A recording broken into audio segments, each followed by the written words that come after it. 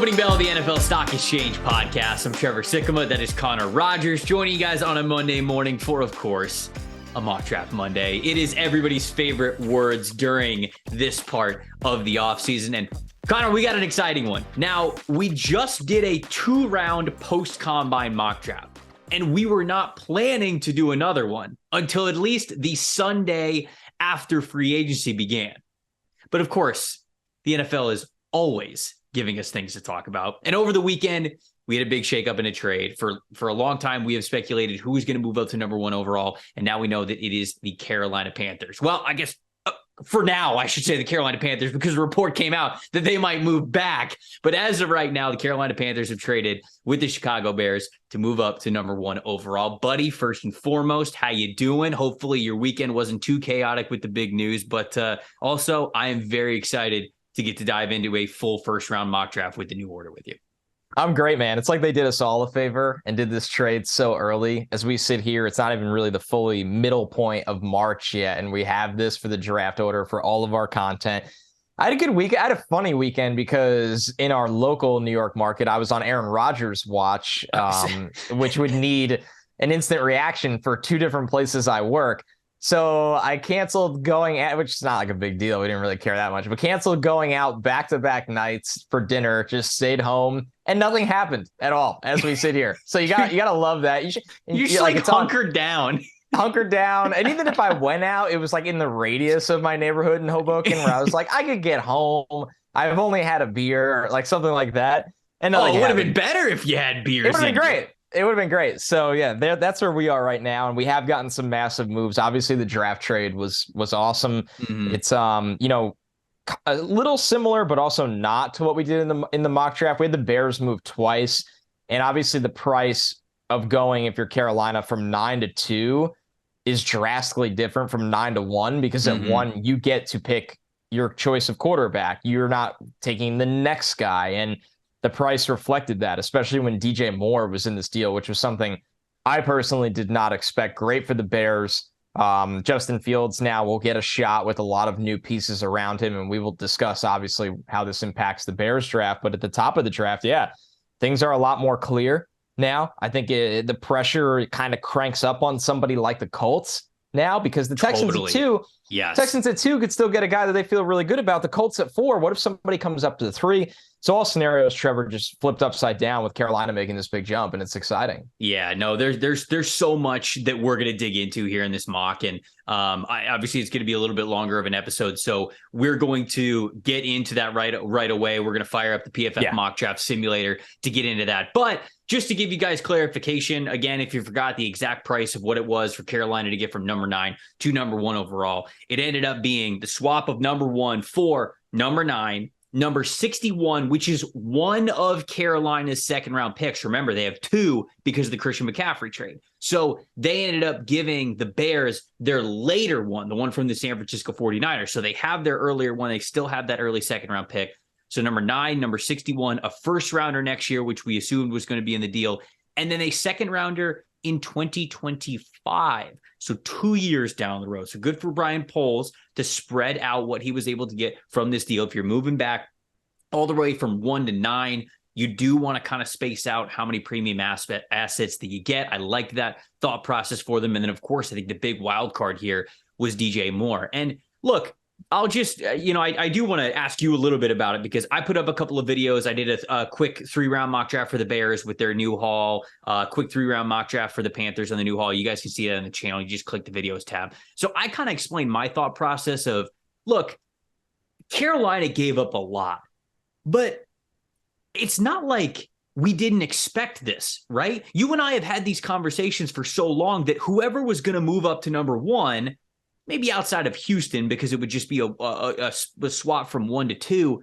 The Colts, the Panthers, the Falcons, the Raiders, the Titans, whoever it was going to be, this was always the price. It was always going to be at least 2 first-round picks, this year's first and next year's first, then probably something else this year on day 2, probably something next year on day 2, and then for Carolina to sweeten the pot for them to really take that deal, they gave him DJ Moore. And I think that people are freaking out about it because DJ Moore, fantastic wide receiver, love DJ.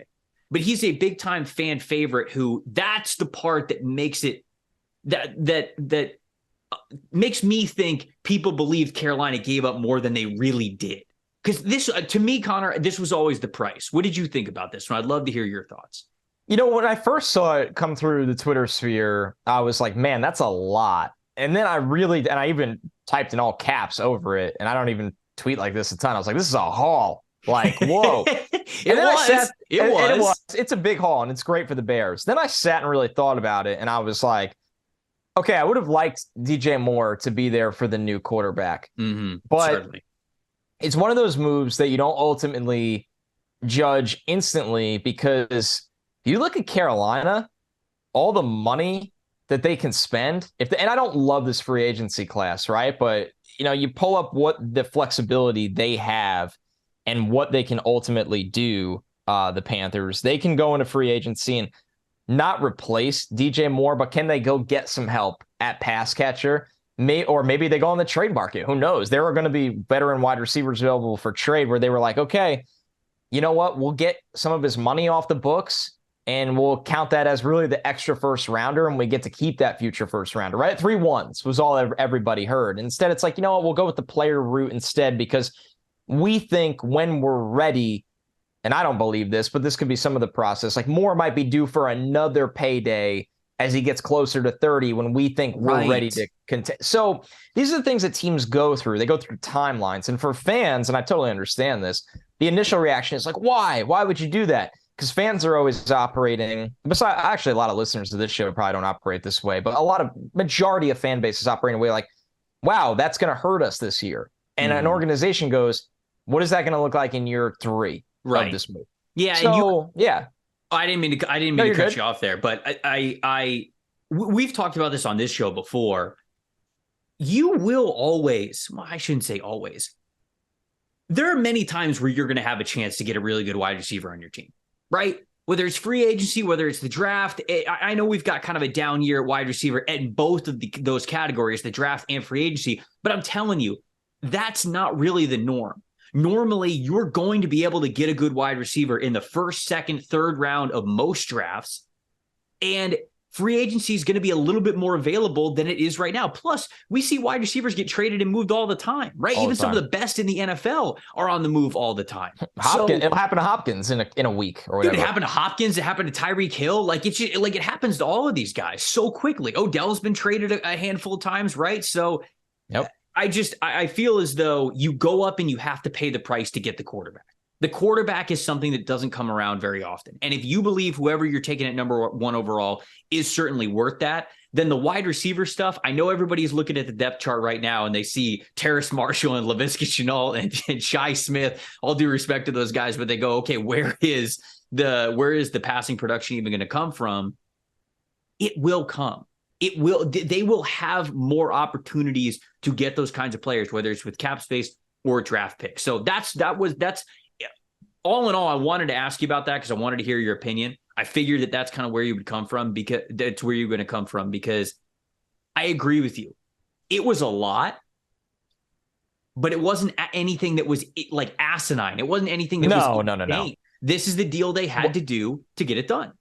So exactly. It's about controlling the draft, right? And when you're picking number 1 in a draft that has high demand players, quarterbacks, you control the draft. And we talked about this on that mock draft. I drew back to the Jets moving up to 3 in March a couple of years ago. And their thought process was, we like 3 quarterbacks and we'll get one in this spot.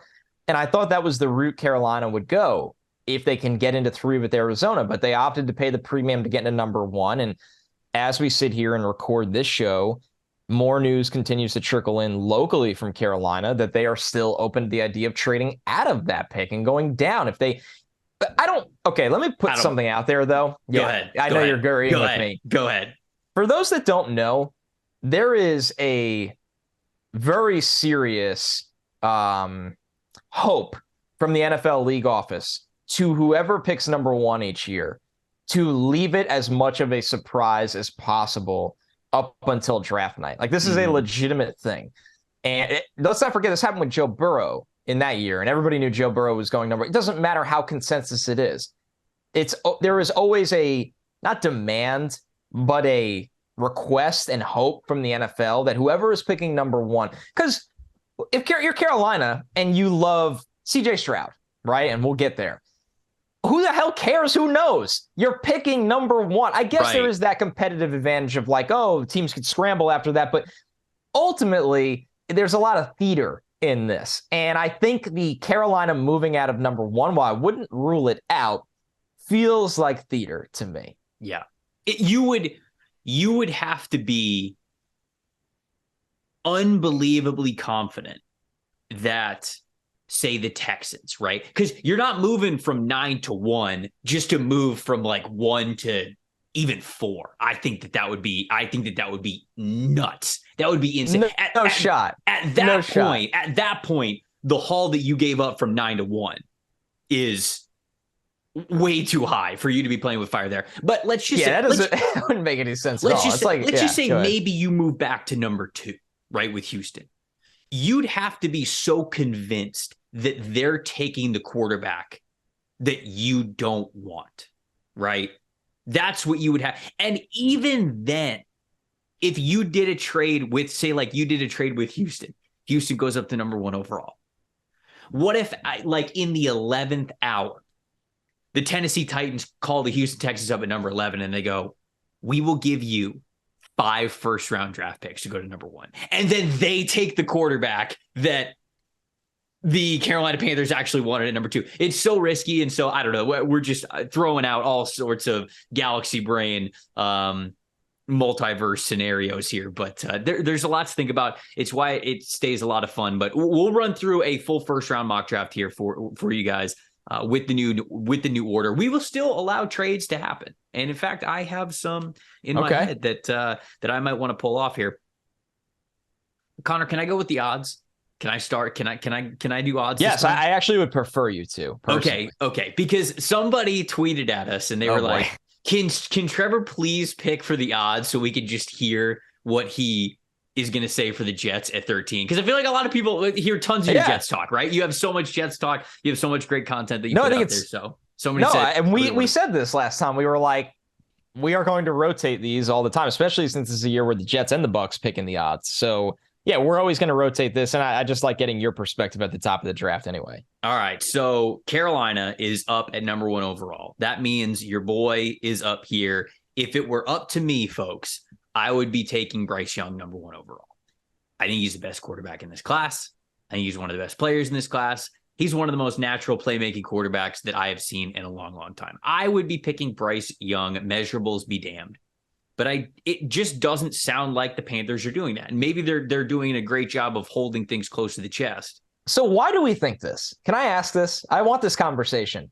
We went from this trade happening to everybody on Twitter being like, oh, it's for Stroud, to the bookmakers making Stroud minus 400 the last time I saw it. And Bryce Young plus, like in super plus money range. And I'm like, did we get here because of YouTube? Like, and listen, I love the work they do at Underdog Fantasy with Josh Norris. Those interviews with McCown, they're awesome. And you should go watch them if you don't know what I'm talking about. But how did we get here? And I'm not even saying they're not taking Stroud. It is borderline consensus, Trevor.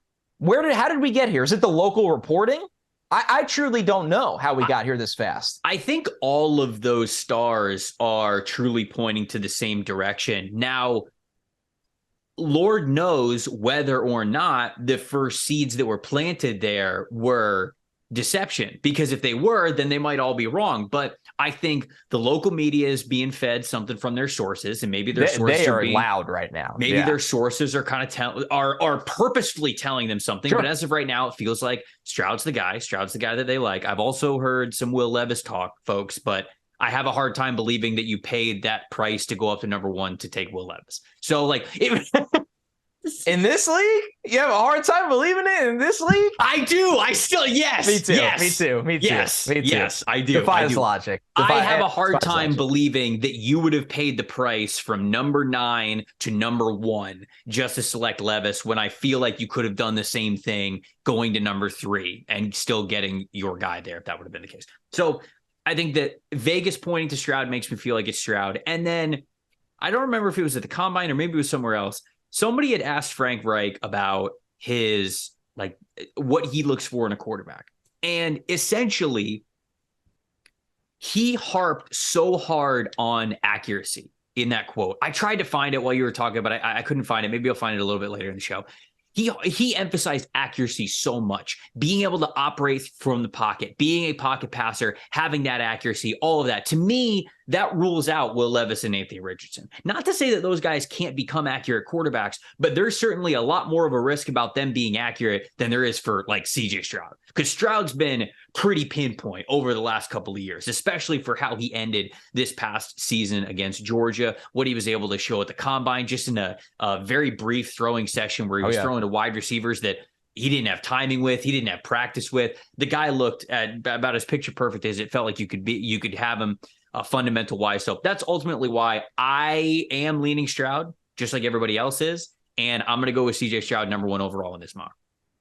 Listen, I'm not going to fight you to the death here. If I was on the clock, it's tough right now. I'm glad it's you. I'll say that. I think I don't want to lose sight of how logic tells us how great of a prospect Bryce Young is. But Stroud is really, really good. And if they have size thresholds or just like the player from getting to talk to these guys, I wouldn't be shocked at all. So Stroud goes number 1 overall in our mock draft today, which I can keep this very concise at number 2. If this happens for the Texans after the Lovie Smith masterclass of altering the tank job and they still get Bryce Young, good for them. I think the Texans would jump for joy. They didn't have to flip picks. They still got their guy. I'm pretty convinced this is their guy.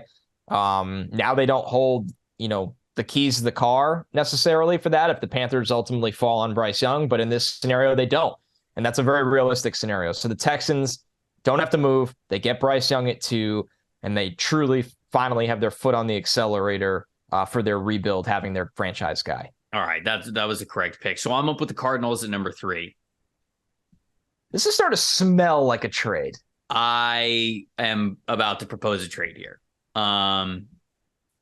Where my eyes go immediately is the Raiders at 7.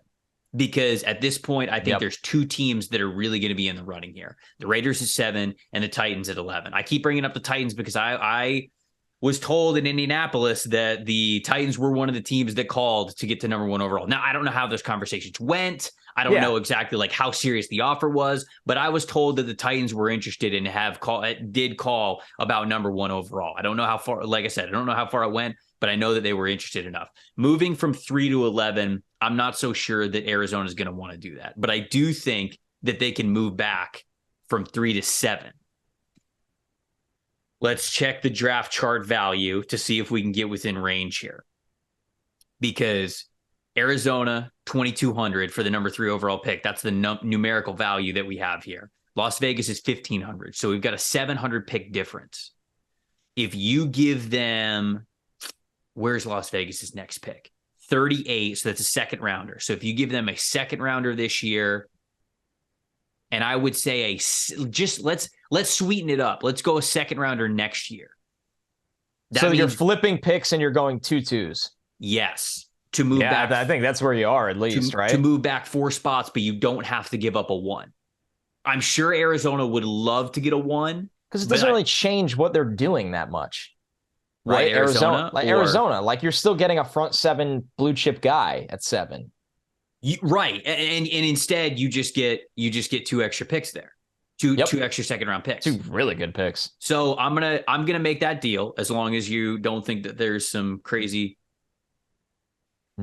inside job going on. So I got the Raiders moving up to 3. Question is, who's it going to be 4? Is Anthony Richardson? This is very difficult. Or is it Will Levis? Let me do the Raiders trade on my end. Well, you do your thing. I think it would be for Will Levis. I think so too. I think it would be for Levis. I think so too. Guess. I've heard, and you hear every name connected to every quarterback needy team, but Levis, because of where the Raiders are and McDaniels, I've heard that one fair enough where I would lean the same way as you. And I'm gonna go with Will Levis here. And I want everybody listening and watching to know that this could easily be an Anthony Richardson selection.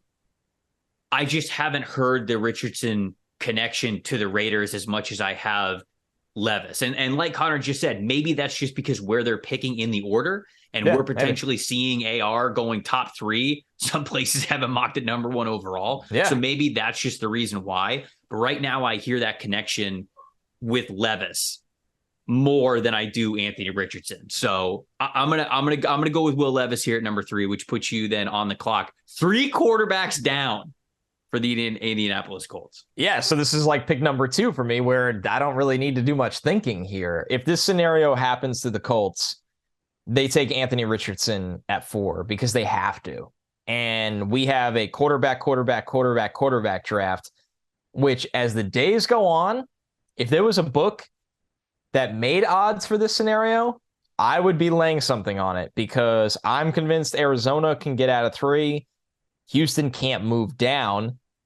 The Colts, I mean, Chris Ballard has to take a quarterback here. Whether he likes or hates this quarterback class, whatever it may be, this is just the scenario they find themselves in. It'll be Anthony Richardson. And then Trevor, I look at this and go, is Anthony Richardson going to actually start right away then? Because on this team, kind of feels that way. Yeah, do they have any quarterback options? Sam Howell? No, Sam Howell's... I mean, not Sam Howell. You mean Sam Ehlinger? Sam Ehlinger. That's it, right?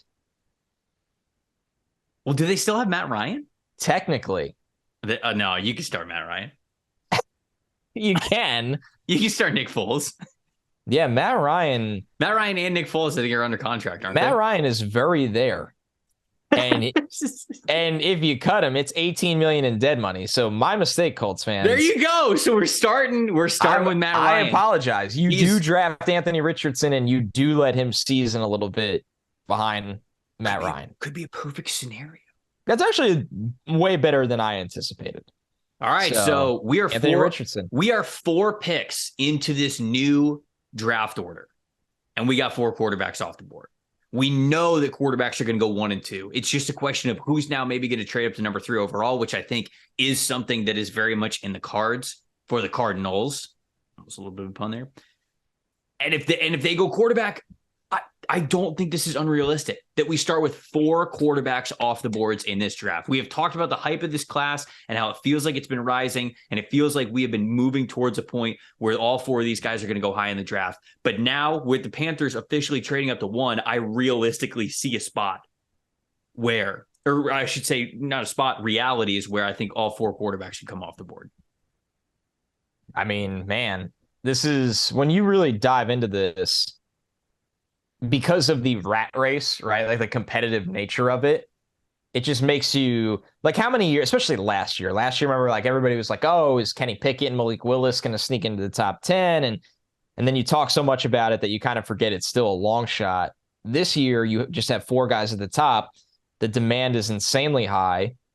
Free agency, honestly, is going to thin out quick. The Lamar wrinkle, like, your gut should tell you, especially when you look at this mock draft, that Atlanta should do everything possible to get Lamar Jackson. And we just hear that we know it's not going to happen because nobody. We just know it's not going to happen. The owners are together on this one, and they do not want another fully guaranteed deal to happen. They do not want it to happen. No. And Lamar's going to pay the price for it. He is, which is just totally bonkers. Totally bonkers. I'll say right now, if Aaron Rodgers goes in non-Jets route, like, is that the only team that they are up against it so badly? And I don't, by the way, I'm not leaning that way. Like, what's it going to take for somebody to do this for Lamar? What's it going to take? See, I guess this is I'm doing a different episode right now, but I got here because Lamar should impact this crazy demand at the top 10 where we have quarterback. Yes. 100%. Like, somebody here you go. Would you rather have Lamar Jackson, paid a lot of money? Yeah, that's how it goes for quarterbacks that are really good. Right. Or you trade up for Will Levis. The crazy part of these conversations are when people, I saw somebody talking about this on Twitter and I agreed 100%. People are talking about Lamar Jackson and the uncertainty of Lamar Jackson as if drafting a rookie is not uncertain by nature. Oh yeah, like it just always works out. Haven't played a down yet in the NFL, you know?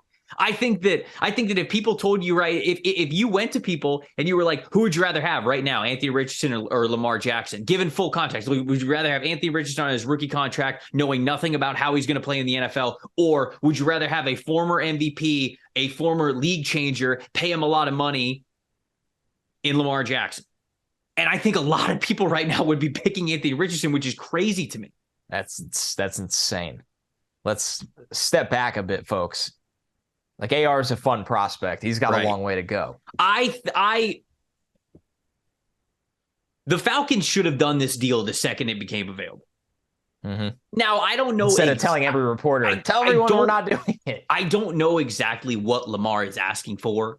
So, like, I don't know. Yeah. So maybe the Deshaun deal, is it more? But you get to talk talk to him. So Atlanta should have been the very first team in line to talk to Lamar Jackson and be like, hey, we'll give you the full guaranteed, but maybe the numbers got to come down, or maybe the guarantees got to come down and the overall numbers can be a little bit higher. Like, Atlanta should have at least been day one on the phone talking about this. Get rid of your first round pick this year. Get rid of your first round pick next year. Sign him and just absolutely flourish. All right. Anyways, we're digressing so hard here on this, but yeah, I am glad that you brought it up, because Lamar should be impacting this NFL draft a lot more, and it just feels like he's not. Seahawks are up at number 5 overall. Will Anderson's on the board. They're just going to sprint it in. It's going to be one of Will Anderson, Jalen Carter. I'm going to go with Will Anderson in this mock draft. Don't care who they have on the roster right now amongst the depth chart. I know they've got Boye Mafe in there, and he's a nice speed rusher. But look, none of these guys have the potential and have the ability that Will Anderson does. So you don't even think twice about it. Will Anderson, Seahawks, easy. So the Lions at 6 is a little interesting here, because you have the wild card of Jalen Carter, right? You have Tyree Wilson, who teams really, really like. They need a corner. And as we're recording this, Jalen Ramsey was traded to the Dolphins for a 3rd-round pick. He does get... it's official? Okay. It's a 3rd-round pick. He gets 2023 and 2024 fully guaranteed in the contract. Judging from his tweets, it sounded like that was where he wanted to go. So people going, how is this cheap? Well, if he wanted to go to Miami, that plays a big part in it. So great move for the Dolphins. You would think that would have been a nice move for the Lions, but maybe, it's obvious he wanted to go to the Dolphins. So I'm a little torn here, Trevor. This is a scenario where if somebody was willing to take the Jalen Carter risk, I could see the Lions actually moving out of this pick. Oh, okay. And saying, we'll move back and take a corner. Like, would a Chicago come up for... And I don't think they would, but would they come up for Jalen Carter if everything checked out? And they're right back to square one of, like, they got the best defensive player in the draft. Right. But there's just too many variables to really walk through that right now. So I'm going to take Jalen Carter to the Lions. And this is with the thought that he gets his name cleared. They're comfortable with the player. Things kind of come back down to earth a little bit, and they're okay with that. I will say, full transparency, we could be sitting here in a month or 6 weeks, and Jalen Carter is not going in the top 10. We just don't know. But for the Lions in this scenario, they take him. Yeah, I agree. This is obviously a predictive mock draft, and I have to feel as though if Jalen Carter is in consideration at all at this high of a selection, Lions are going to be one of those teams that are involved in it, because that means that the situation has not gone completely south with what Carter is dealing with off the field and the incident of the car wreck and his role in it and what happened with authorities and all that stuff. We're still, obviously there's a lot of details that aren't there right now. NFL teams are obviously trying to figure out what's the truth in that situation and all that. So total wild card, I agree with you, but the Lions are certainly a team that are going to be in on Carter if he's still going to be considered a top 10 pick. You had the Cardinals going with Tyree Wilson at number 3 overall in the last mock draft that we did. Tyree Wilson's still available on the board. There you go. At number 7, it's too rich for my blood, but it's a predictive mock draft. And we have heard that the NFL really likes Tyree Wilson, and there's a lot of unique traits about him. Unique size, unique power, unique plays that he just puts out there on tape because of his rare build. And I just think that he does feel like he's destined for a top 10 pick because of how unique he is. So we'll go Tyree Wilson here after the trade back for the Arizona Cardinals. So Tyree Wilson goes 7. That leaves the Falcons on the clock at 8. I am taking Christian Gonzalez in this spot, the long, athletic, often regarded top corner in this draft. The Falcons are in a weird predicament here where Carter, Will Anderson, and Tyree Wilson are gone. That's not unrealistic. That could very well happen. And then I think they would pivot to corner, and I think Gonzalez pairing him with, obviously AJ Terrell, that gives them 2 long physical kind of corners that's a really, really good duo. So I just think they go, and I think they're more in on corner than people realize rather than reaching on somebody else. Yeah, it doesn't feel like the only other player that I really feel like would be in consideration for the Falcons at 8 is maybe Lucas Van Ness. Yeah, like possibly. If they love Van Ness, I feel like he could be up there for him. Chicago's up at number 9, so obviously you're falling back from number 1 to number 9. I think they're going to go top offensive tackle on the board, and to me, that feels like it's going to be Paris Johnson Jr. Yep. I think Paris Johnson Jr. is going to be OT1 in this draft.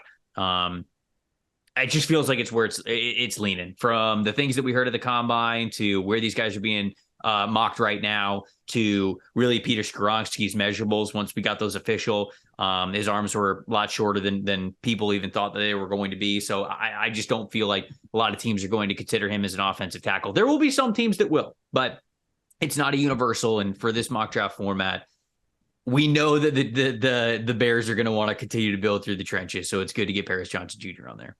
I'm curious to see what the Bears do in free agency this week and how that can potentially alter this pick. Or, I don't know. I mean, maybe they go out and get a tackle. Maybe they pay Orlando Brown $1 gazillion, and then they take Skoronski to play him all over the other spots. Who knows? Who knows? But right now, I would have done the same exact thing. Paris Johnson Jr. as a top 10 pick. The Eagles at 10, we've heard all the reports about Darius Slay. We know James Bradbury's a free agent. This pick to me is Devin Witherspoon. He is one of the best players in the draft. This is a surefire need for the Eagles as it stands right now. He's worth every bit of that 10th overall pick. He's pro ready. He's sticky. He's got a great attitude, a really loud kind of guy, feisty kind of guy. He'll fit in with that defense very well. So for the Eagles, if Witherspoon is there, this feels like a very, very easy pick. Titans at 11. Very common trench spot here for them, right? I mean, you lose Taylor Lewan, you're moving on from Taylor Lewan, moving on from Bud Dupree. Ben Jones, their center, they tore this thing down. Yeah, this is getting down to the studs. So, I mean, that makes them, again, a total wild card on what they might do here. Could this be a team to trade back? They should. I feel like it might be. They should. I could see them trading back and then maybe going with like a Darnell Wright later on. Yeah, is there a trade partner we might be able to have here? Yeah, who would want to be jumping the Texans and the Jets? Because I haven't thought of this before. Texans, Jets, Patriots. Well, didn't I do Steelers coming? Oh no, I did Steelers to 10 because the Steelers need a tackle. Yeah, but I kind of like that. Here's one for you. That's a little bit off the board. I could see the Ravens coming up for Joey Porter Jr. in this pick. I thought they were going to be in on Jalen Ramsey, and I know they've been all over the corner class. And Porter's not making it by what? That's a great point. The top 16 picks. Great point. All right, let's fire it up. What's the value he likes here? It, folks. What's the value? This here? One's tricky, right? Because again, Broderick Jones is on the board. Peter Skoronski's on the board. Are the Titans going to consider Peter Skoronski an offensive tackle? I don't know. Maybe not. You're not drafting a guard at 11. I don't think you're going to draft a guard at 11. So you really would have to have a lot of faith in Broderick Jones, which they do have. Oh, Nicholas Petit-Frere can play right tackle for you. So that's not bad there. They have Dylan Radins as well. So Dylan Radins could be an interior guy for you. So if they wanted to go with Broderick Jones, they can. I don't hate that. But let's see what a trade could be like for him. $12.50 for the Titans. That's the numerical value that we have on the draft chart. Don't have a second rounder, Baltimore. So this has got to be future assets, which Tennessee could do because Rand Carthen's a new GM. That's very true. $780. So we're off by about 500 points. Yep, right around there. So the Titans How about a fourth? Do you think this is close? The 2024 second rounder and this year's fourth?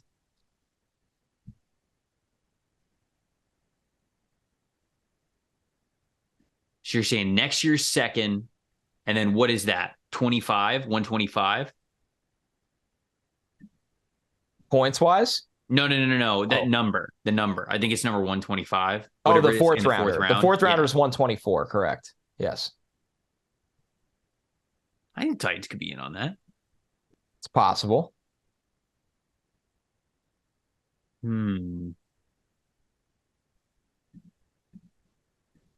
Oh, man, we got the value way down on this one. Oh, it's not moving. Never mind.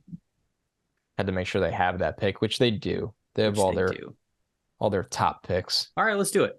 Let's fire it off. Okay. Let's make it happen. So then I'm on the clock with the Ravens at 11 still. Is that how that works? Sure. I'm gonna take Joey Porter Jr. Yeah, because I love your idea here because we've got a handful of teams. Maybe you don't have to trade all the way up to number 11, but at the same time, I think that Washington, I think that the Steelers, you're certainly right. The Detroit Lions at 18, shoot, the Buccaneers at 19. All of these teams could have cornerback on the board. The Patriots maybe at 14, depending on how the offensive line market falls. So let's go Joey Porter Jr. The Ravens getting ahead of this. You said they've done some extensive work with the cornerback class this year. I like the thought process here. I could definitely see it. So we'll go Joey Porter Jr. to the Ravens at number 11. So you're on the clock with the Texans at 12. Doing my best to trade accepted. I didn't even have to click force trade. You'd love to see that. All right. So Porter is a Baltimore Raven. That would be a hell of a story. It was that rivalry with the Steelers and his dad, and then he ends up a Raven. Somebody asked him that at the podium specifically. They were like, "What if you got drafted by the Ravens?" And he kind of just smiled and he's like, "I don't really hate the Ravens." He's like, "My dad hated the Ravens, but like I don't hate the Ravens." Let me tell you, from doing Jets pre and post with Bart and Willie, and obviously they're like great friends now. That rivalry is being a New Yorker, like and just watching them from afar. I'm like, yeah. I'm like, whoa, this is an all-time rivalry, especially to those fan bases. So that it would be a lot of fun. Here we go. This is his exact quote. What if you were drafted by the Ravens? Quote, I really never had no ill will towards Baltimore. That was probably more of my dad since the whole rivalry with the team. I just love the game of football. So if I end up there, that would be a blessing. Amazing answer. So that dude is just, I mean, he's already a pro. Like sure, it's just too easy for him. 12, the Texans. Mm-hmm. Man. So they got Robert Woods, which is like slapping a Band-Aid on a broken bone, but look, I love Robert Woods. All right. I do too. No, this is a good move for the Texans. Let me make that clear. I agree. It's just that they still really need wide receivers, assuming Brandon Cooks is going to be traded, which we know he's been dying to be traded. Brandon Cooks, you are a Carolina Panther. Hopefully John Mechie's back and ready to roll. This is tricky, this one. It really is, because I can go QJ, Jackson Smith, and Jigba. I can go Skoronski here, honestly. They need a pass rusher. Do they go Van Ness? There are a lot of options on the table right here for the Texans. I do. Look, I know Brandon Cooks is pissed, okay? It's an understatement. But who is he pissed at? Because if it was like Lovie Smith and the coaching staff for usage, D'Amico Ryans in there. And from everything we know about D'Amico Ryans, locker room's going to love him. Does that change? Yeah. Does it change Brandon Cook's thought process? Because I think it's salvageable. You look at the Robert Woods signing, right? And you go, all right, let's throw Quinn Johnston into this. All of a sudden, one of the worst wide receiver groups in the NFL now is Quinn Johnston, Brandon Cooks, Robert Woods, John Mechie. It's not bad. I'm not saying we're lighting the world on fire quite yet, but that's a lot better than what it previously looked like. I'd never really thought about the potential of them being able to hang on to Brandon Cooks, but I'll let you make the pick. It's your pick. So I'm going to go total curveball here, and I'm going to take Van Ness because they just have nothing up front. And this is a little early for me for Van Ness, but I know how high the league is on him. I like the idea of wide receiver. I still think Quentin Johnston's not going this high. And if they can salvage that with Cooks, maybe it kind of enhances their point to get one of the day 2 wide receivers. We'll see. So for the Texans, they have this unique competitive advantage that they can wait on the wide receiver run because they're right back in it at the top of round 2. So that's kind of the trick for me there. So I'll take Van Ness at 12. Okay. Jets are up at 13. You and I have been speed, my friend. Well, you don't even know who the quarterback is as we do this show. It's Baker Mayfield. Hey, be careful. You know who he was connected to this morning? No, Baker Mayfield's going to be a Buccaneer, man. He's a Buccaneer. He's going to be a Buccaneer. Fire the cannons. That's what they say, right? They do say that. They do say that. Have you ever fired the cannons? No. They got to get you. They got to get you to do that. This is like the new Price is Right mission. I would love to. But they are, like, if I'm going to be honest, the people that they have fire off the cannons at the beginning of the game, because there's an Air Force base that's right next to Tampa, MacDill Air Force Base. So all the people that they have fire the cannons are like multiple tours of duty. Like, it's a very serious operation. Yeah. It's not like celebrity. They don't have like celebrities. So it's like the ultimate respect. So it's just like, here's this person who risked his life for the country multiple times. And then here's a guy who tweets a bunch. Yeah, I was viewing it as like the Brewers Park where the mascot goes down the slide and like really anybody could just go down the slide. This is a little bit more of a serious operation. So I walk that one back. All right. So Jets at 13. I'm still going to go Broderick Jones. I don't see a pick that would be more advantageous. It's him or Skoronski in that spot. Yeah, and obviously, like, I like Skoronski. I just don't think the NFL is going to like him nearly as much, especially for they have their versatile guy in AVT. Yep. Broderick Jones. We're going Broderick. I'm taking Broderick. Yeah, they're expecting Dwayne Brown back, and you need the next guy up because Dwayne Brown's approaching 40. He had the shoulder last year. That's a good guy for Broderick to learn Still don't know what's going on with Mekhi, right? I mean, there's hope. But losing weight by the minute, but yeah, I mean, you gotta play. Play. So, all right. So Broderick at 13 definitely gets the Connor sign off. New England at 14. Love to hear it.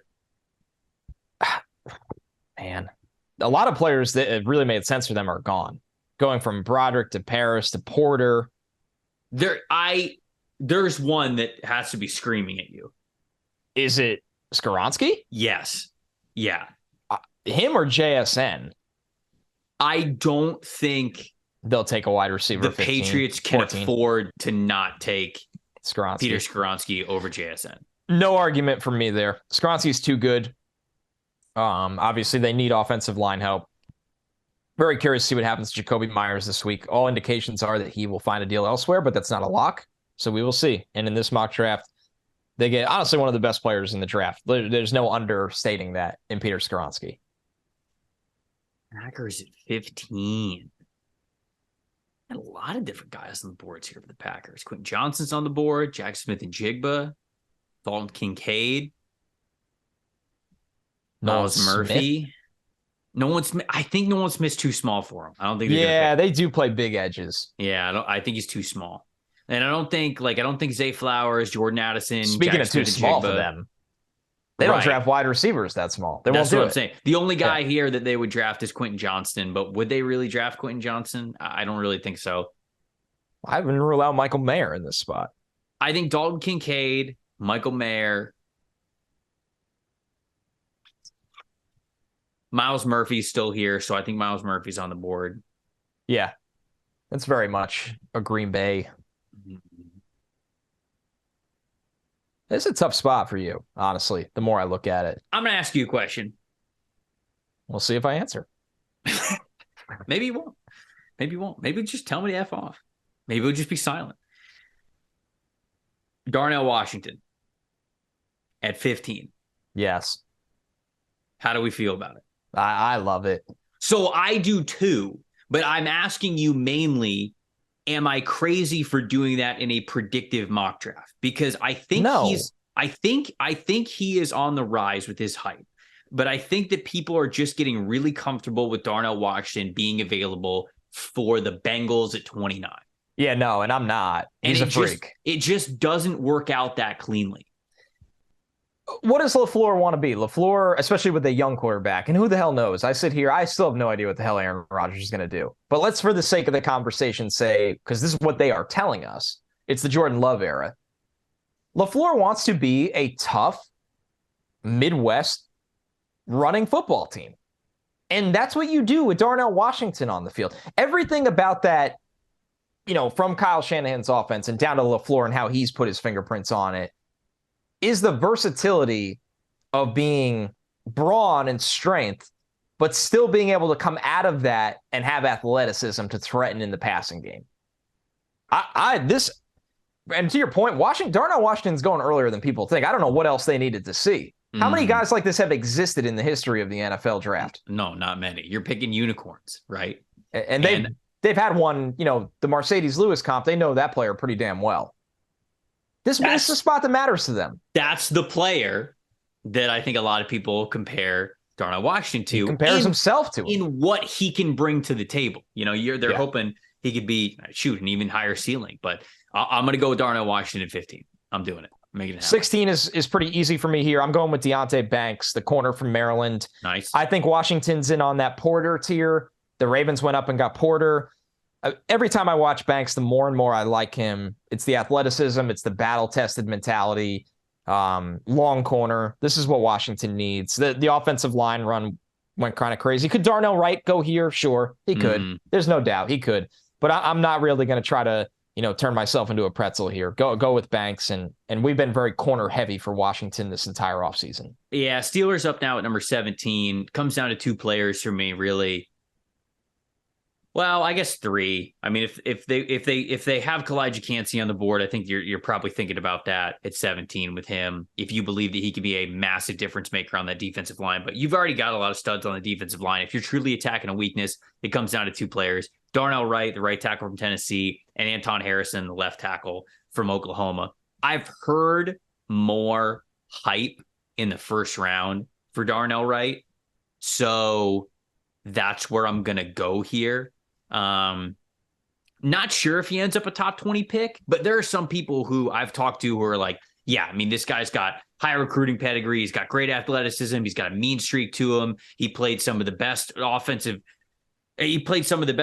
tackle play that we saw in college football this past season. He went up against a gauntlet of different pass rushers and played them all really, really well. So if you are a team that truly buys into all the high sides of what Darnell Wright brings to the table, I do think that the top 20 is going to be in range for him. So I'll go with him there for the Steelers. Steelers get he fits the mold of the tackle that they would want on the right side. I mean, really dominate the trenches with that power and strength ability. And, Wright's got the resume against different guys like Will Anderson and Brzee. So the Lions are on the clock at 18. They got Jalen Carter at 6. This is kind of the risk for them. In this scenario, I would have went up for a corner because now the top 4 are gone. And it kind of makes me wonder how they would play this situation, right? Because we know how desperately they need corner. This might seem early, but I like him like this. I really do. I'm going to take Cam Smith here. And I know some Lions fans might say it's too early, and I would agree. I don't have him in the top 20, okay? But you need a good corner. You need a reliable corner. You got a BPA approach at 6 in Jalen Carter. I think you can move from 18 and still get Banks or Porter. I really do. I think the Lions walk out of this draft with one of Gonzalez, Witherspoon, Banks, or Porter. But with the way this fell, you still try to. It's a tough way to draft for need, but I still think Cam Smith's a really solid player and would upgrade that secondary. Because if you don't go that route here, I don't want to wait into the day 2 options and start to get into guys that you could poke holes in. I want somebody of a higher caliber. So I'll take Cam Smith here, and maybe it won't be received well, but it's just the draft didn't fall right for them. And this kind of shows why I think they're going to be very, very aggressive with that first pick to get a corner. Any thoughts to Brian Branch still being on the board? Thought about Brian Branch. I just think you need a guy that can play inside and outside. And Branch is very big slot, safety-ish kind of role. I know the Lions fans really liked when we went down that road for them in the past. And I like the fit for Branch. And I want to see what the Lions can do in this offseason. Maybe they're not pigeonholed into corner as much as we think when all is said and done. But for this, I'll go with Cam Smith. And I think his combine really helps. He's been kind of a fluctuating, he might be a round 2 guy now. Then he has the combine where he tests better and he's still got the size. Probably, back end round 1 guy.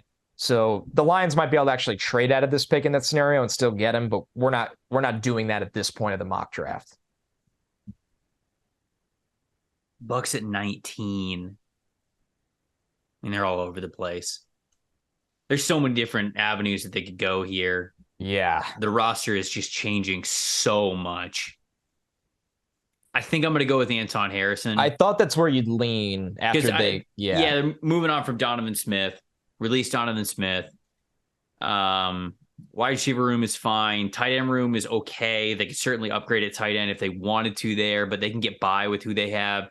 The corners, I mean, they might lose Jamel Dean. They might lose Sean Murphy-Bunting. So they've got a big corner need. But nobody's really left to tempt them. I don't think they're taking linebacker. They've invested a bunch of picks in the defensive line. So I don't know if they're going to, I don't know if they would pick a guy like Kalijah Cansey. I haven't really heard them been linked to Anton Harrison, but this pick just makes a lot of sense to me. So if he's still there on the board, it's a super experienced left tackle. He's played a ton at Oklahoma, started the last 3 years, started since his true freshman season, really nice in pass protection. You up the strength level of this dude, and I think he's going to be a really solid starter in the NFL. So Harrison on one side, Tristan Wirfs on the other. You kind of figure out the interior as you go along, and I think that's probably the area that they've got to attack the most. So Anton Harrison, 19 to the Bucs. All right, Harrison comes off the board. Now, folks, you've seen it, right? You've seen the stress of the run on 2 positions that we cannot stress enough. And quarterback, but that's not really the point. Mm-hmm. Offensive line and corner. And that is what teams are trying to figure out right now, so they don't find themselves in the position that the Lions and the Bucs just found themselves in. And I like Cam Smith and Anton Harrison. I don't dislike those picks, but they are trying to figure out, can we get, one of the top 3 tackles? Can we get one of the top 4 corners? These are the tricky parts of the draft. When do the runs begin? And this is a really good illustration of that because we have not had a wide receiver go in this draft yet. And this is a very real scenario on the table. Mm-hmm. So the Seahawks are on the clock at 20. They got Will Anderson at 5, which is just phenomenal for them. Absolutely tremendous. This one I'm a little all over the place on, Trev. Obviously, they're not going edge again. I do think this team quietly really needs a number 3 wide receiver to play between Lockett and DK. Because when Lockett was out, you really saw the limitations of Seattle's passing attack without him. And that's receivers get hurt. So I'm going to take Jackson Smith and Jigba here because this is a home that he gets to play in the slot right away. Geno thrown to those 3 guys with Kenneth Walker. This is a really nice fit and team in Seattle that has a tailor-made role in their offense for Jackson Smith and Jigba to be a good player right away. I mean, that's we've talked about that a bunch here on this show, setting up that wide receiver trio with Geno Smith. I mean, would be for them to come away in this mock draft with Will Anderson, Jackson Smith, and Jigba. Holy shit, man! You're getting 2 of the best players in college football over the last 2 years. So that feels like it's kind of what the draft is all about, right? You want to see how these guys play. They played phenomenally. They're just 2 good football players. The Miami Dolphins have the next pick and they're forfeited. But the reason why we're bringing them up is because on Sunday, as we were recording this show, Jalen Ramsey, now a member of the Miami Dolphins, huge splashes that this team has made over the last couple of years. Hiring Mike McDaniel, getting Tyreek Hill, obviously drafting Jalen Waddle, now trading for Jalen Ramsey, trading for Bradley Chubb. I mean, this team is stacked. This team is not a team that is shying away from their winning window at all. They are doing what they need to do to go in. So Xavier Howard, this is on the heels of them moving on from Byron Jones. Jalen Ramsey on one side, Xavier Howard on the other, Kader Kohu in the slot. It's awesome. Really nice secondary there. And Javon Holland in the safety spot as well. So, I mean, I don't want to look over that. So what a team Miami is fielding there. It really, truly is now all on Tua. I mean, sure, they got to upgrade the offensive line a little bit more. Got to stay healthy. Yeah, it's all on Tua now. Chargers at 21. Not really a corner to tempt them here at 21 as there has been in other mocks. Well, they're not going to go linebacker here at 21. I know who I like for them, and I don't think he might not go this early now after the combine. Who, Addison? I love Addison for the Chargers. Yeah. He wins at all three levels. He's so polished. He is really good. Does he go this high after the combine?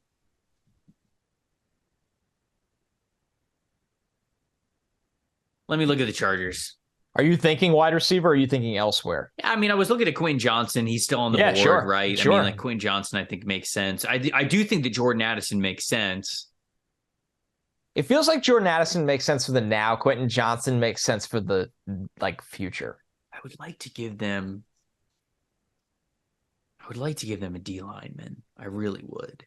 I know, but yeah, I guess. You thinking interior or just a big edge works? Obviously, they have Mack and Bosa, but I mean, I think that Myles Murphy makes sense for them. Myles Murphy can, because I think they're pretty multiple. If I remember correctly, yep. Like they do a lot of 3-4 stuff. They do some 4-down stuff. Myles Murphy's big enough to be able to play anything from a 4-eye all the way out to a 7. You know, you're not going to want him in a wide 9 because he's not that kind of a player, but you could play him in so many different spots. And I think that's where I'm going to go. I'm going to go with Myles Murphy here. I like getting some new juice and some new talent along the defensive line more than I like forcing a wide receiver pick. So let's eat the vegetables a little bit here. Let's go with the trench player and let's go Myles Murphy. Myles Murphy to the Chargers, and that puts Tennessee on the clock because they traded with Baltimore. Baltimore came up to 11. They did indeed. All right, so this is where, oh man, I'm going to go with Nolan Smith in this pick for Tennessee. Ooh, they would love him. Right, he's a mentality alone. Fits Vrabel's identity. You have him playing in that front with Jeffrey Simmons. Like we said, they tore it down to the studs. No more Dupree, no more offensive line. The O-line run already came. Nolan Smith kind of is the, hey, they're going to bring him in and be like, listen, man, you know, we're kind of going through a rebuilding phase. You've been a guy that can come into a program and lead pretty early on. We're going to need you to be that dude here, and I think he's built for it. Man, Vikings, what are they going to do if the board falls like this? Wide receiver? There's no pass rushers. You're not taking a linebacker this early, and there's no corners left. Do they dare take Kalijah Kancey? Do they dare? They were the team that just took a swing on Jalen Twyman. Here's one for you that caught my eye that I don't agree with, but I obviously respect the opinion. I thought I saw on Twitter that, because Jim Nagy tweeted this. Mel had Will McDonald going 8th overall at some point. So I don't care about that, right? No, I looked at Will McDonald here. I just want to know, is he in the conversation in this spot? Yeah, I think anywhere in the 20s he starts to get the conversation. Okay. Zadarius Smith's still on the team, but he's... Well, doesn't seem very interested in the idea of that. Yeah, he does not.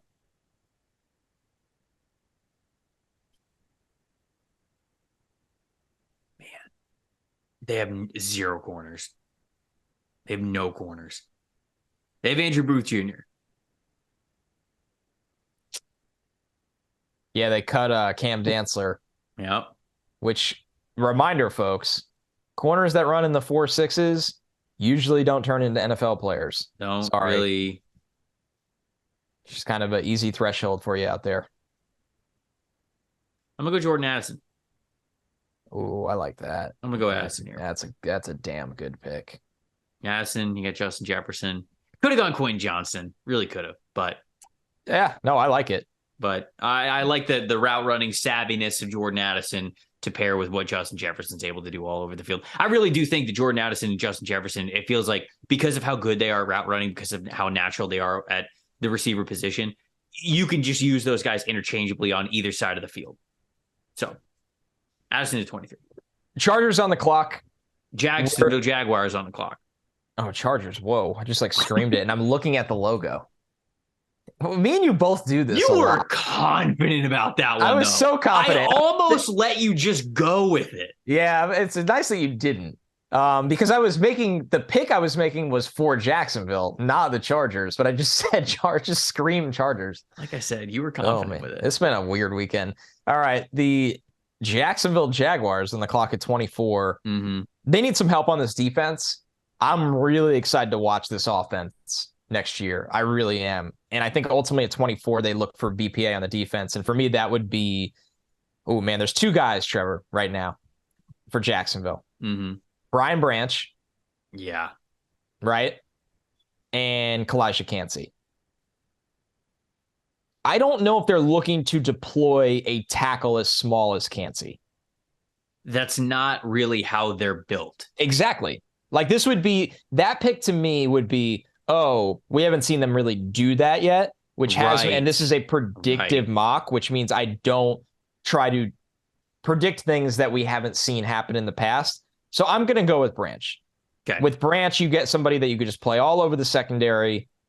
Kancey would be the more fun pick, but with the defensive tackles they employ, I just don't have it in me to go that bold. Easiest pick of all time. If Quentin Johnson gets to the New York Giants at 25, sprint it in. Sprinting it in. There's nobody even left to tempt me, I think, in this spot. Like Dalton Kincaid, I think is interesting. Yeah, but this wasn't close. Yeah, right. You're right. Quentin Johnson at 25 to the Giants. Giants finally get their big, speedy, athletic wide receiver one type of potential player. And I really have not done many mock drafts where this has been the case. Do I think that he's going to last at 25? I think it's less likely than it is more likely. But hell, if he gets to 25, I think that's going to be a pick. All right, so the Cowboys at 26, I am taking Zay Flowers for them. Nice. Yeah, I think they need a more explosive, dynamic threat in this wide receiver crew. Obviously, they have CeeDee Lamb, who's awesome. Michael Gallup still kind of working his way back to full. Tony Pollard on the franchise tag. I think they'll figure it out with Zeke. Zay Flowers to kind of round out Dak's weapons. Bills at 27. Bijan Robinson's on the board, but I'm not going to pick Bijan. Okay. I think I'm going Osiris Torrance here. I'd rather go O-line. Did you think about DeJuan Jones? Yeah, I did. Okay. And you know what? I'm thinking about him even more now. You want to know what? I'm really thinking about it.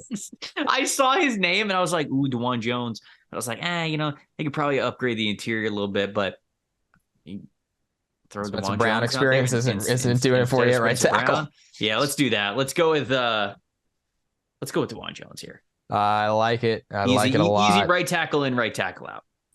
Bengals at 28. I'm going with Michael Mayer. I think they want somebody that can play in line, could really do it all for them.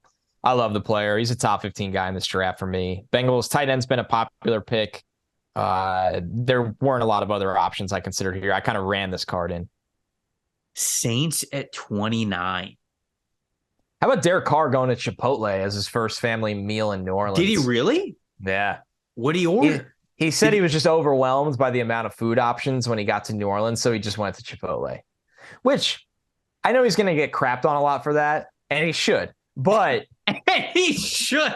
Chipotle is, I do agree that when you don't know what to eat, you eat Chipotle. I am victim of that a lot. Yes. Right? You're like, I really don't know if I want like a hero or Chinese. I'll just get a bowl of chicken and rice with chips and guac. Like, cool. We're simple creatures. Yes, really but are. New Orleans, you got to open up your, expand your horizons. That's a wonderful city to eat in. All right. I think I'm going to do it. Oh, he's doing it. He's doing it? What is he doing? I think I'm going to take Bijan. Oh, for the Saints. Alvin Kamara is probably getting suspended this year. Obviously not the whole year. Right. But right, isn't that like kind of looking not to play cop or lawyer or judge? From people that I've talked to Your about expert the situation, legal consultants. They're not experts. They just want to make. I just want to make. You like asking everybody Alyssa, wear that right now. Alvin Kamara's getting suspended? No, yeah. No, okay. We're not throwing. We're not involving her. But I've talked to people and they're like, yeah, I mean, we think that he's probably going to miss some time. And Alvin Kamara, he's 28 this year. He's 16 mil on the cap. Next year, he's another 16 mil on the cap. He can save 9 mil if you cut him. Yeah. And the 2 years after that, basically you have to cut him by 2025. He cannot be on the team by 2025. His cap number is 27 million in 2025. And if you cut him, there's only 4 mil in dead money. Did you know? And let's not forget I'm an idiot, so this could be wrong. Sure. Yeah. Don't guarantees void in NFL contracts if a player is suspended? Oh, if you're suspended. That at one point was indeed a rule. So we don't know Alvin Kamara's contract, but just saying this could enhance Trevor's point of taking Bijan Robinson. We're going Bijan Robinson. 30 to the Eagles. Wow, that sucks for me. You thought you were going to slam dunk it, nerd? Dude, I was going full Obi Toppin, just like hanging above the rim for 10 seconds, just ready to throw this thing down. But it's okay. I'll take Kalijah Kancey. They got Witherspoon at 10. Oh, nice. I mean, that's a pretty damn good. Yes. Yeah, it's a pretty... The Eagles walking out of this draft with Witherspoon and Kancey is just stupid for a team that was in the Super Bowl last year. Man, 3 really good players on the board still for the Kansas City Chiefs here. You got Will McDonald, you got Felix Anudike-Uzomah, you got BJ Ojulari. I mean, those are that's the 3. Shoot, you can even throw Adetomiwa Adebawore in there if you wanted to. And it's 4 really good football players that the Chiefs have as options there. Since it's a predictive mock, and because Mel, the Godfather, did have Will McDonald going 8 overall, I feel like we should probably get Will McDonald in the first round here. Yeah. So I'm going to go with Will McDonald. And Trevor, they don't have a player like this anymore. Like they cut Frank Clark, and Karlaftis is, the Chipotle tank. Like he's a power guy. Right. Now they get their finesse guy. This is a really good fit and a really big need. Yep. There we go. There we go, folks. And there's the 2023 NFL draft for anyone that doesn't want to wait for it to happen.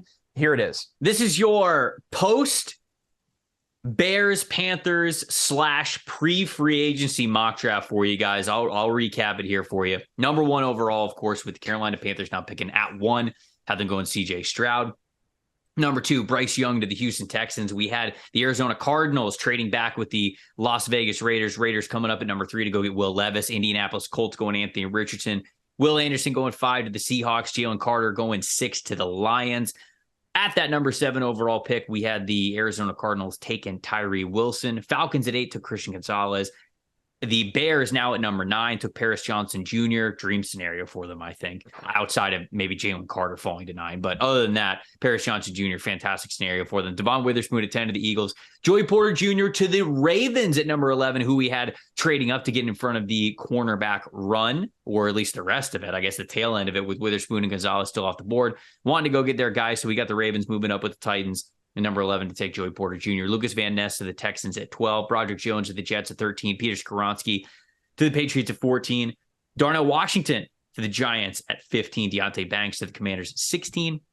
Darnell Wright to the Steelers at 17. Cam Smith to the Lions at 18. Anton Harrison to the Bucks at 19. Jackson Smith and Jigba to the Seahawks at 20. Miles Murphy to the Chargers at 21. Nolan Smith to the Titans at 22 in that little trade back there. So they get a handful of extra picks and they get themselves Nolan Smith. Jordan Addison to the Vikings at 23. Brian Branch to the Jacksonville Jaguars at 24. Quentin Johnson to the Giants at 25. Zay Flowers to the Cowboys at 26. DeJuan Jones to the Bills at 27. Michael Mayer to the Bengals at 28. Bijan Robinson to the Saints at 29. Kalijah Kancey to the Eagles at 30. And then Will McDonald to the Chiefs at 31. Connor, I think we did good, my friend. I'm staring at this thing and I'm actually like genuinely impressed. And usually we finish a mock draft and I'm like, boy, don't know what was going on with my mashed potatoes brain in that pick. But this one, I really like for a predictive mock. Honestly, not to toot our own horn, which we do often on this show. We're never wrong. We have yet to miss on a prospect. For where we currently sit, Sunday afternoon as we are recording this does feel pretty close. I don't feel like either of us took a lot of stretches for guys that we liked, guys that we thought were good. Like, I think this is pretty realistic for a lot of these players. I agree. I think my biggest reach pick for need was Cam Smith to the Lions. Mm-hmm. And outside of that, I mean, I still think he's going round one anyway. And I still think the Lions definitely need a corner. So, yeah, we got some guys in here that, like Will McDonald now in round one, Darnell Washington in the top 15, quarterbacks going 1 through 4. Biggest stretch if I don't there think was it one. is. See, I just don't don't. either. I don't either. You may think this thing looks good. it's a stretch. We just think it's smart.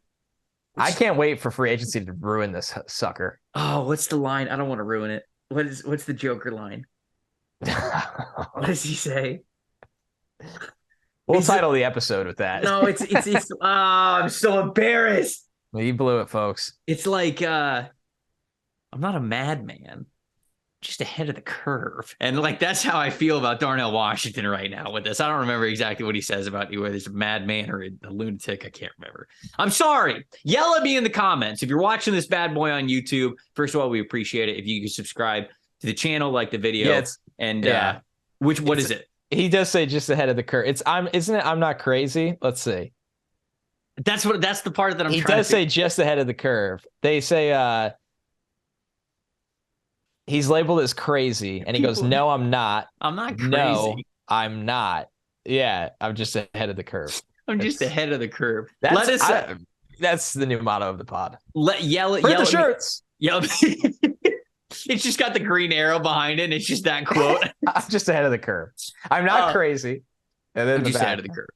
Beautiful. Yell at me about that, about butchering the quote here, and let us know what you thought of this mock draft. Whether it's a certain pick with your favorite team made a selection that you loved, whether it was one that you hated, whether there's a different debate that we didn't even get to talk about that you guys think that we should.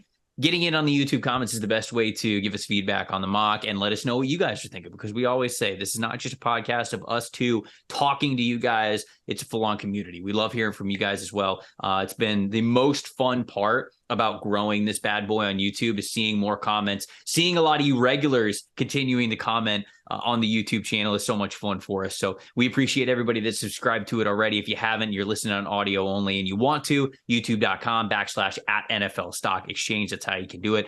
If you want to hit us up on Twitter, @Tampa Bay Trey, @Connor J. Rogers, same thing on Instagram, whatever your means of social media communication, you can connect with us at all of those areas. Also, feel free to follow the show on Twitter @PFF_NFLSE. I believe I got that correctly. And that's a good way that we tweet out all of our episodes there. So in case you don't want to miss one, that's an easy way to. We don't tweet a ton from that account. So if you wanted to follow that account just to make sure you always saw when the episodes go live, you can hit the notifications on that one. That would be an easy way for you guys to do that. But Connor, got anything else before we get out of here? Man, exciting week coming up. Yeah, really awesome week. Free agency is going to hit hard.